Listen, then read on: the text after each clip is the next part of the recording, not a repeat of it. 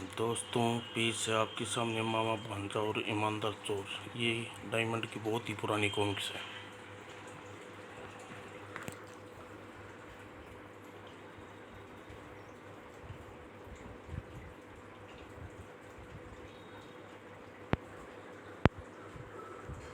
आज हम मामा जी की ऐसे पवित्र कहानियाँ सुनेंगे जिससे पुस्तक में आ चुकी हैं। हाँ, आप जो कहानी सुनाएंगे गुरु ग्रंथ साहिब और धर्म ग्रंथों में से है। हाँ मामा जी, हमें ऐसी शिक्षा की कहानी सुनाइए। अच्छा बोलो, कहानी सुनने के लिए कौन सब तैयार है? हाँ, एक नगर में एक बुद्धिमान सेठ रहता था। सेठ के 4 पुत्र थे। उन सभी की शादी हो चुकी थी। चारों की पत्नियां सास ससुर की आज्ञा मानने वाली थी। पूरे तन मन से उनकी सेवा करती। सेठानी दोनों बड़े प्रसन्न थे। हमारी चारों बहुएं कितनी आज्ञा मानने वाली हैं। भगवान ऐसी बहुएं सभी को दे। जिंदगी का पता नहीं कब लुढ़क जाए। हमारे बाद पता नहीं बहुएं के द्वारा देखभाल ठीक प्रकार से हो पाएगी या नहीं। अपनी बहुओं की परीक्षा लेनी चाहिए। अपने सभी मित्र संबंधी प्रतिभोज निमंत्रण देकर बुलाया। अचानक सेठ जी किस खुशी में प्रतिभोज का आयोजन कर डाला। आपने कुटुंबियों को एक स्थान पर इकट्ठा करने के लिए बड़ी खुशी है। सभी प्रतिभोज का आनंद लिया। बाद में सभी एक स्थान पर इकट्ठे हुए। सेठ जी सबके सामने अपनी पुत्रवधुओं को बुलाया। बेटा, मेरे चारों बेटे की पत्नी इनके मेरे सामने आए, कुछ भेंट दूंगा। पता नहीं आज ससुर जी क्या भेंट देने वाले हैं। पहले हम इतना मेल तो है, आगे सोच ही नहीं। ससुर जी ने बहुओं कोई बहुमूल्य वस्तु छिपा कर रखी होगी। सेवा का फल जो आशीर्वाद मिलता है उसे आगे सभी भेंटें तुच्छ समझी जाती हैं। ठीक है, तुम आशीर्वाद लेना। तुम्हें ससुर जी की भेंट दे तो मुझे दे देना ही। बारी बारी सभी बहुओं ने सेठ के सामने आई और उन्हें 5-5 चावल के दाने दिए। ये चावल के दाने संभाल कर रखना। जब मैं तुम्हें मांगूं तो मुझे वापस कर देना। चारों बहुएं चावल के दाने लेकर चली गई। देखने वाले दंग रह गए। उनमें से एक ने कहा, सेठ जी आपने इतनी बड़ा प्रतिभोज किया, भेंट में बहुओं को चावल दिए, दाने गिनकर 5-5। तुम्हारे इस सवाल का जवाब कुछ दिनों बाद प्रतिभोज में दूंगा। प्रतिभोज में आए सभी आगंतुक अच्छी भेंट देने के बाद सेठ जी ने विदा किया। अगले निमंत्रण का परिधान कीजिए और 5-5 चावल के दाने लेकर बहुओं ने विचार किया, यह चावल का क्या कमी है, इन 5 चावलों को संभाल कर रखूं। यह सोचकर चावल फेंक दिए। यह सोचने से उन्हें चावल यूं ही फेंक दिए। सोमवती दूसरी बहू ने सोचा, ये चावल के दाने रख कर खा लेने चाहिए। अतः बहू भाग्यवती ने ऐसा ही किया, चावल पका कर खा लिए। तीसरी बहू सुरक्षा के मन में, ससुर जी पता नहीं इन चावलों के दानों को कब मांग लें, इसलिए मैं इन्हें कपड़ों में बांध कर रख देती हूँ। चौथी बहू रोहिता ने अपने 5 दानों को एक चिट्ठी में लिखकर पिता की यहाँ भेज खेत में बोने के लिए भेज दिया। 5 चावल के दाने को मैं खेत में बो देगा, चिट्ठी में लिखा। 5 वर्ष बाद सेठ जी ने पुनः प्रतिभोज का आयोजन किया। निमंत्रण पाकर सभी मित्र ने सोचा 5 चावल के दानों का रहस्य खुलेगा। पर प्रतिभोज के बाद सद ने चारों बहुओं को बुलाया। पहली बहू से पूछा, बहू, मैंने तुम्हें 5 चावल के दाने दिए थे, उन्हें वापस मांग रहा हूँ। मैंने तुम्हें बेकार समझे और फेंक दिया, आप नए दाने दे दीजिए। बहू ने सकते सुस्कुराते हुए जवाब दिया। दूसरी बहू, तो तुम चावल के दाने संभाल कर रखे होंगे, मैंने तो वे दाने पका कर खा लिए, आप कहें तो नए चावल दानों ला दूं। नहीं बहू, तुम जाओ और तीसरी बहू यशिका के पास भेज दो। लीजिए, मैंने आपके चावल के दाने अपने सुरक्षित रखे हैं। चौथी बहू रोनी को बुलाओ। कहो बेटी, तुम्हारे चावल के दाने के हैं या उन्हें वापस करो। वो भी शर्माती हुई बोली सेठ जी के सामने आई। उन 5,000 चावल के दानों को लाने के लिए मुझे ढेर सारी गाड़ियाँ चाहिए। 5 चावल के दाने के लिए गाड़ियाँ? क्या कह रही बहू? मैं ठीक कह रही हूँ। मैंने आपके हिस्से के 5 चावल के दाने को अपने पिता के यहाँ बोने भेज दिया। 5 चावल के दाने भी कहीं बोए जाते हैं बहू? उन्हें आज कई गाड़ियों में भर जाएगी। शाबाश, मुझे ऐसी ही बहू की तलाश थी, घर का सारा भार संभाल सके। चाबियाँ का गुच्छा सबसे छोटी बहू रोनी को थमा दिया। यह लो, संभालो बहू। तुम्हें अपने घर संपत्ति की रक्षा का भार सौंपता हूँ। अपने चावल के दानों को संभाल कर रखिए। सेठ जी दूसरी बहू को बुलाकर कहा।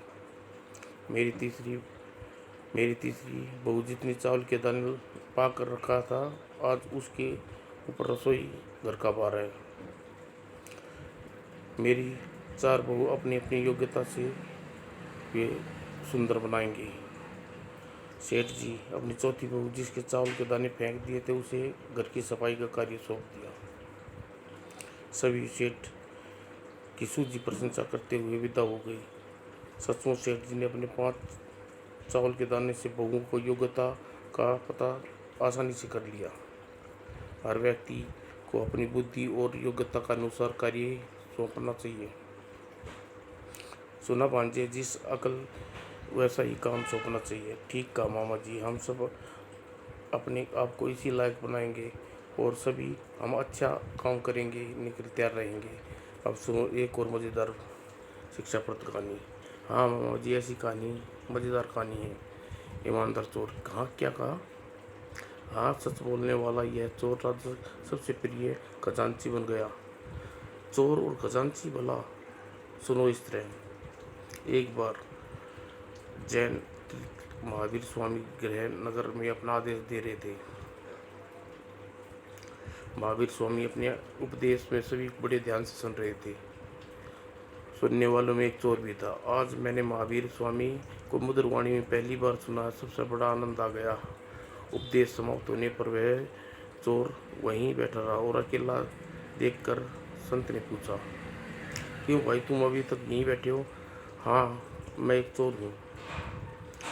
तब तुमने महावीर स्वामी ने उपदेश से क्या सीख ली?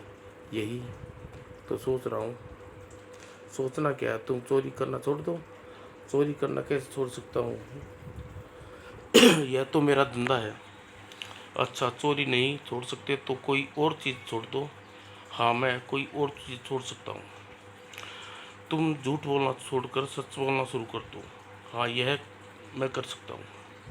अगले दिन चोर ने राजा के खजाने में चोरी करने का विचार किया। राजा के यहाँ चोरी करने के लिए मुझे पोशाक भी सेठ जैसी पहनकर निकलना पड़ा।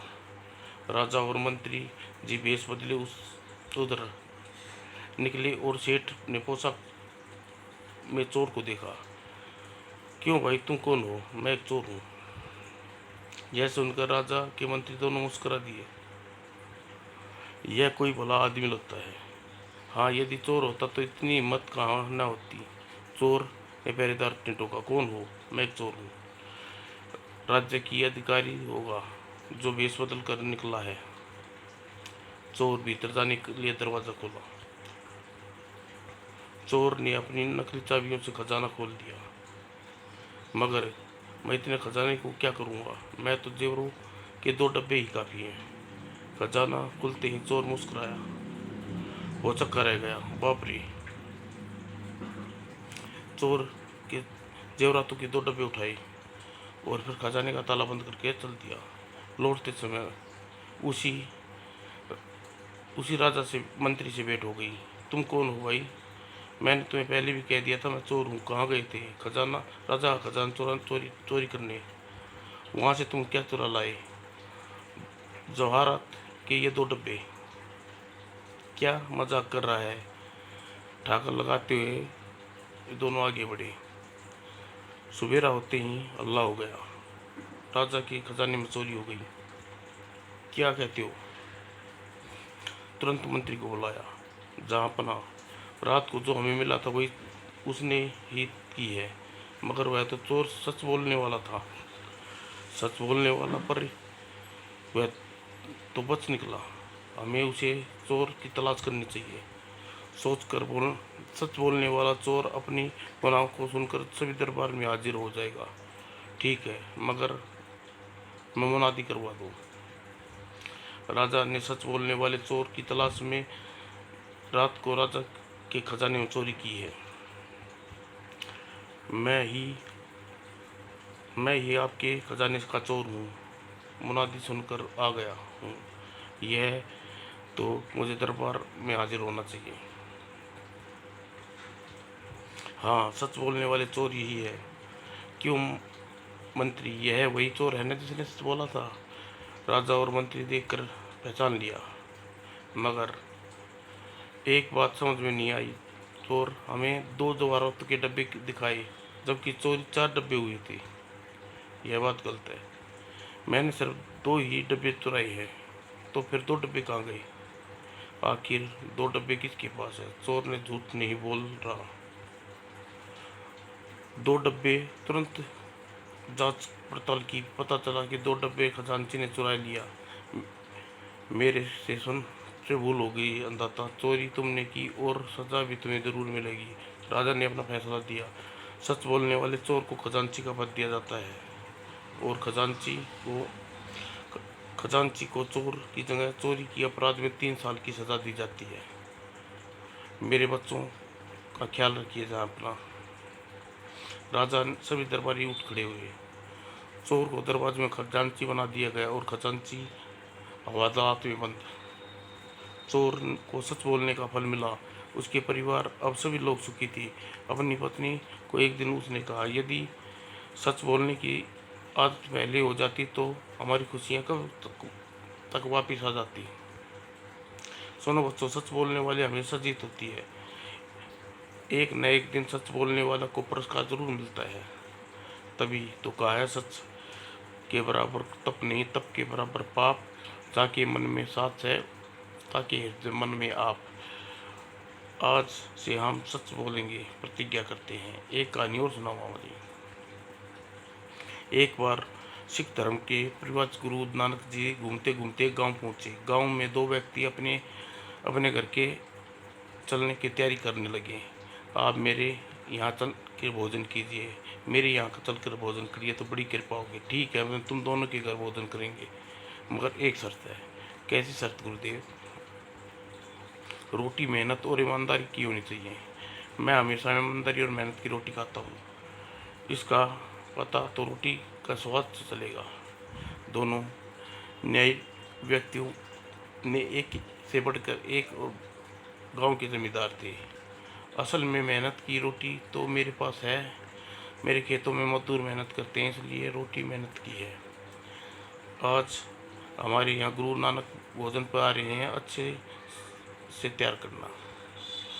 रसोइया से पूरी मसेदार सब्जी, घी की तली पूरियाँ और मज़ेदार भोजन किया। वाह रे रसोइया, ऐसे खूब खुशबू है कि तबीयत खुश हो गई। पिस्ते की बर्फ़ी और किशमिश काजू की खीर अलग से बनाना। अजी देखते हो, आइए क्या बनाता हूँ। इसी बीच गुरुजी का शिष्य जमींदार के यहाँ पहुँचा। गुरुजी, गुरु नानक ने कहा है कि भोजन उसके निवास स्थान पर ले आइए। जैसा हुक्म, मैं खुद लेकर हाजिर हो जाऊँगा। जमींदार अपने स्वादिष्ट पकवानों के साथ दूसरा बड़ी और मक्का सूजी रोटी नमक के साथ लेकर हाजिर हुए। जैसे ही बड़ी और मक्का की रोटी लेकर आया है, घर कुछ नहीं है था तो मना कर देता। जमींदार ने तमाम तरह के पकवान बना कर लाया है। पता नहीं मेरे भोजन गुरुदेव को स्वीकार भी करेंगे। गुरुदेव के सामने दोनों ने अपने पकवान रख दिए। गुरुदेव ने आंखें बंद करके देखा। जमींदार के खाने में दिखाई दिया यह भोजन बिना मेहनत किए हुए दूसरे के अत्याचार करके कमाया गया है। और बड़े के खाने में उसे दिखाई दिया। यह भोजन दिन भर मजदूरी करने के बाद मेहनत से कमाई करके बनाया है। आंखें खोलने के बाद गुरुदेव बड़े ही मुस्कुरा कर रोटी मक्की खाना शुरू कर दिया। वाह वाह, क्या स्वाद है! यह क्या गुरुदेव, मेरे स्वादिष्ट पकवान के आगे आप मक्का की रोटी खा रहे हैं? तुम्हें याद होगा मैंने भोजन करने से पहले एक शर्त रखी थी। क्या गुरुदेव? यही कि जिसके भोजन में ईमानदारी होगी और मेहनत होगी उसी का स्वीकार करूंगा। तो क्या मक्का की रोटी बनाने में ज़्यादा मेहनत और या मेरे पकवानों में? जमींदार, तुम गलत समझे। मेहनत पकवानों से बनवाई नहीं, अपूर्ति मेहनत कमाई की रोटी की बात की थी। यह मैं कैसे मानूं कि यह बड़ी रोटी मेहनत की है? इतना कहते हैं गुरु नानक ने दोनों की थालियों में एक एक टुकड़ा उठाकर हाथ पे रखा। अरे यह कैसा जादू है? मेरे टुकड़े की खून टपक रहा और बड़े के टुकड़े में दूध गिरने लगा। जादू नहीं, यह सच्चाई है। बड़े की रोटी मेहनत और ईमानदार की रोटी है, इसलिए दूध गिरने लगा। मगर मेरे टुकड़े में इतना खून कैसे टपका? तुमने, हाँ, तुम्हारे टुकड़े का पता चलता है कि तुम गरीबों के खून चूसा है, इसलिए खून टपका। गुरुदेव क्षमा कीजिए, आज मुझे शिक्षा बना लीजिए, मुझे यह रास्ता दिखाइए। गरीबों की सेवा करो और मेहनत की रोटी कमाओ, तुम्हें यही रास्ता मिल जाएगा। भोजन कर चुकने के बाद बड़ी हाथ धुलवाई और चंद छुई। मुझे आशीर्वाद दीजिए, मैं हमेशा ईमानदारी और मेहनत के साथ रहूँ। तुम्हारी इच्छा पूरी होगी। कहो भांजे, समझ में ईमानदार मेहनत की रोटी और संत जन खाना पसंद करते हैं। हाँ मामा, नहीं तो रोटी इस की तरह खूब टपकने लगेगा। शाबाश मेरे प्यारा भांजा, कहानियों में बड़े चाव से सुनता है और कहानी सीख भी समझाता है। समाप्त। दोस्तों, ऐसी ही एक और कहानी की किताब आपके सामने पेश करूँगा।